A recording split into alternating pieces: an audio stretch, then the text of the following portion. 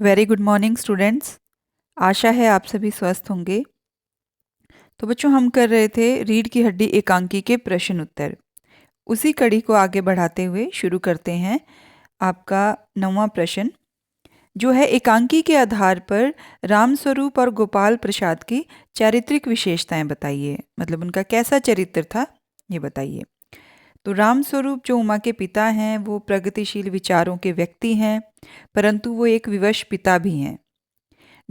रामस्वरूप एक तरफ तो अपनी बेटी का भविष्य सुंदर बनाना चाहते हैं, उसे अच्छा पढ़ाना लिखाना चाहते हैं, बाकी खूबियां भी उसमें भरना चाहते हैं, परंतु समाज की मान्यताओं के आगे उन्हें झुकना पड़ता है।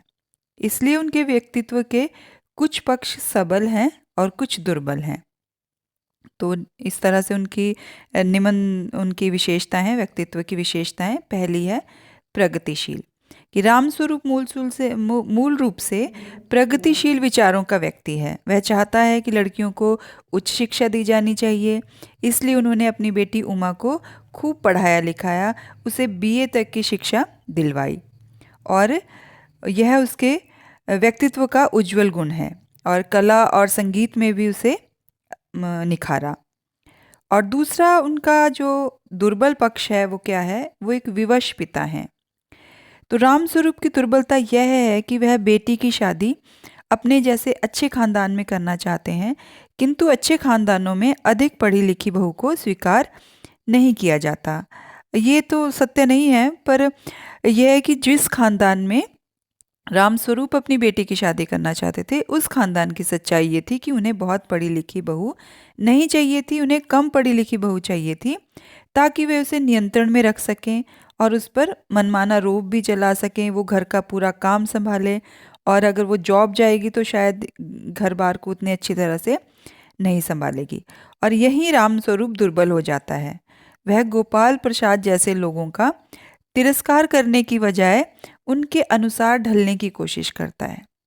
वो विवश पिता है, अच्छे घर में रिश्ता ढूंढने के चक्कर में वो उनकी ऐसी उलूल जुलूल शर्तों को मानने के लिए भी तैयार हो जाते हैं कि बेटी कम पढ़ी लिखी होनी चाहिए, और उसके लिए वो झूठ भी बोलते हैं कि उमा कम पढ़ी लिखी है, और खुद भी झूठ बोलते हैं, उमा से भी ढोंग करवाते हैं, और गोपाल प्रसाद की सारी उलूल जुलूल बातों का समर्थन करते चले जाते हैं। जहाँ वो कहते हैं कि औरतें और पुरुषों में भेद होता है, पुरुष जो हैं वो स्त्रियों से श्रेष्ठ हैं, इस तरह की सारी बातों का वो समर्थन करते चले जाते हैं, और इससे उनके एक विवश पिता होने का रूप सामने आता है।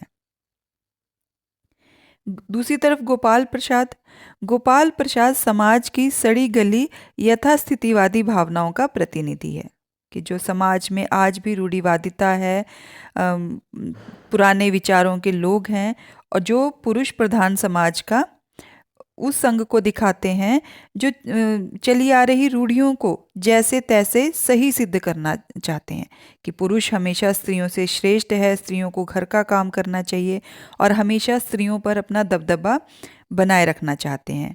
तो उनकी चारित्रिक विशेषताएं इस प्रकार हैं। पहली, कि एक तो वो बहुत ज़्यादा बड़बोले हैं, कुछ भी जो उनके मुंह में आता है बिना सोचे विचारे बस वो बोलते जाते हैं। वह अपनी विशेषताओं का बखान करने से चूक नहीं करता। मतलब जहाँ भी उसे लगे वो अपनी विशेषताओं को का व्याख्यान करना शुरू कर देता है। नए ज़माने की तुलना में अपने ज़माने की अच्छाई का वर्णन करता है। खाने पीने की बात हो, अपने शरीर की ताकत का वर्णन हो, या अपनी मैट्रिक को बढ़ा चढ़ा कर दिखाना कि पहले का मैट्रिक भी आज के बीए के बराबर है।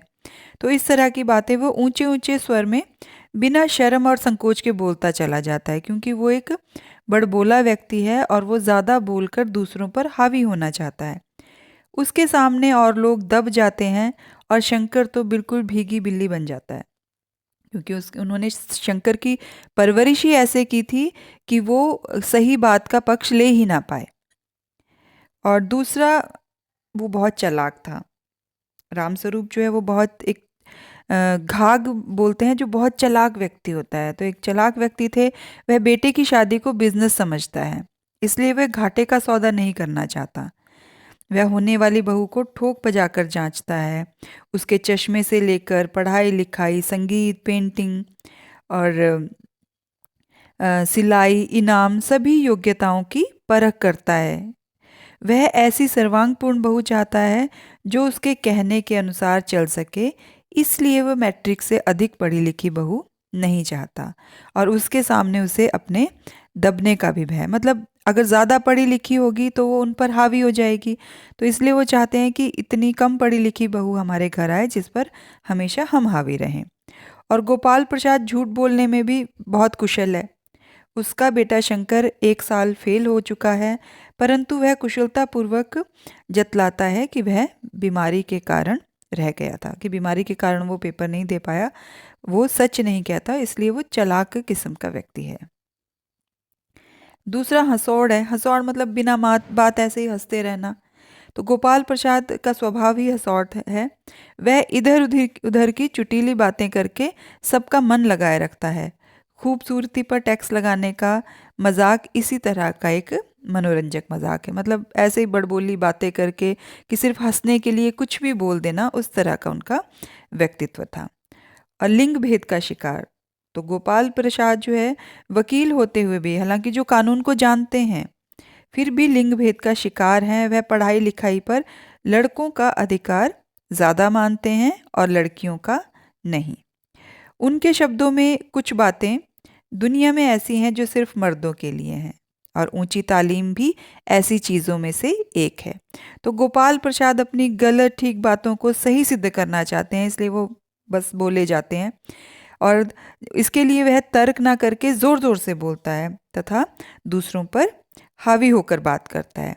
उसकी अपशब्द भरी कुतर्क शैली का उदाहरण देखिए। एक जो उन्होंने बात कही थी, उसका एक उदाहरण यहाँ दिया है।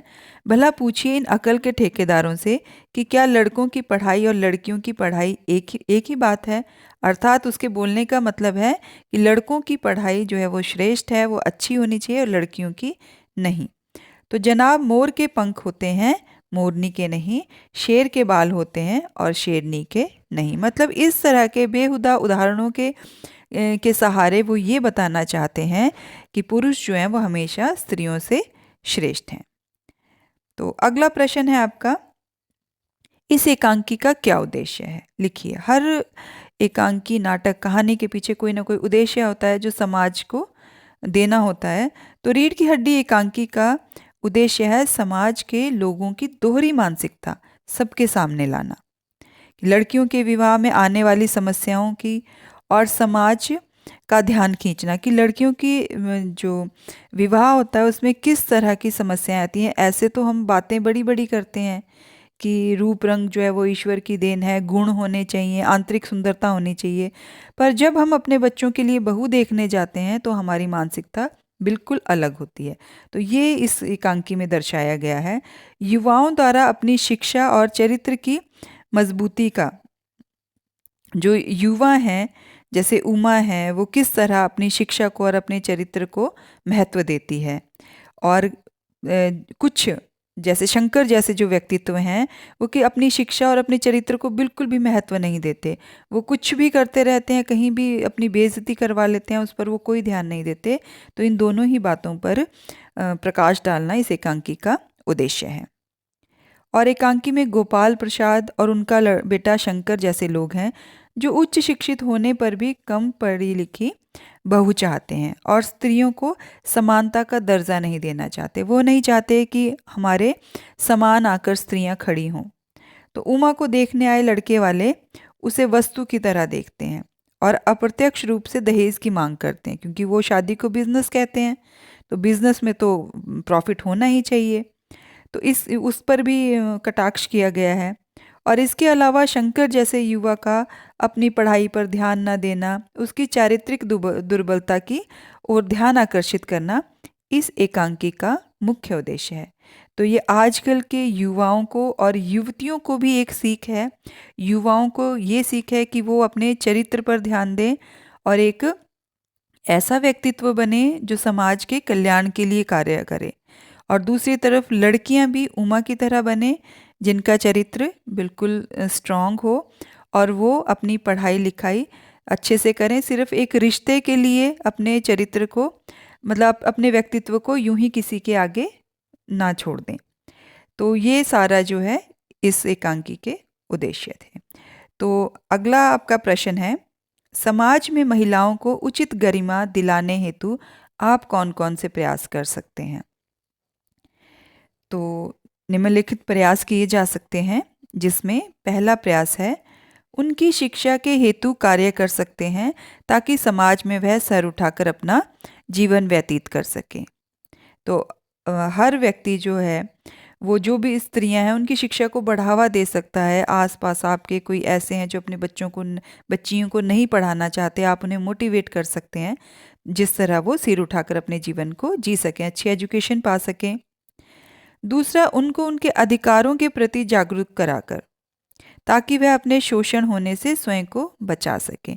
कई बार कई बार लड़कियों के जो अधिकार हैं उनके बारे में लोग जागरूक नहीं होते कि लड़कियां भी कहीं कुछ कर सकती हैं। आज अगर आप देखें तो डॉक्टर, इंजीनियर, पायलट किस क्षेत्र में या कंपनियों में किस क्षेत्र में लड़कियां नहीं हैं। तो लड़कियां भी लड़कों से कम नहीं हैं, पर पहली जो ज़रूरत है वो उनकी शिक्षा है। तो उनको उनके अधिकारों के प्रति जागरूक कराकर भी अ, तो वो उनका शोषण ना हो पाए, इससे उन्हें बचाया जा सकता है। और वो तभी हो सकता है जब उन्हें अच्छी शिक्षा मिलेगी। और तीसरा है, समाज में महिला को समान भागीदारी दिलवाने के लिए प्रयत्न कर सकते हैं। ये हम घर से ही शुरू कर सकते हैं। घर में जो हमारी महिलाएं हैं, चाहे वो माता है, चाहे बहन है, चाहे बेटी है, हम उन्हें एक समानता का दर्जा दें, उनकी इज्जत करें। तो इससे भी जब हम अपने घर से शुरू करेंगे तो धीरे-धीरे समाज में भी महिला की समान भागीदारी होगी और उनका सम्मान होगा। अगला है कि लड़कियों का विवाह बिना दहेज लिए व दिए हो, इस विषय पर कार्य कर सकते हैं। तो जो भी बच्चे हैं, लड़के हैं चाहे लड़कियां हैं, लड़कियां भी अगर माँ बाप से दहेज ना लें तो भी समाज में एक सुधार आएगा।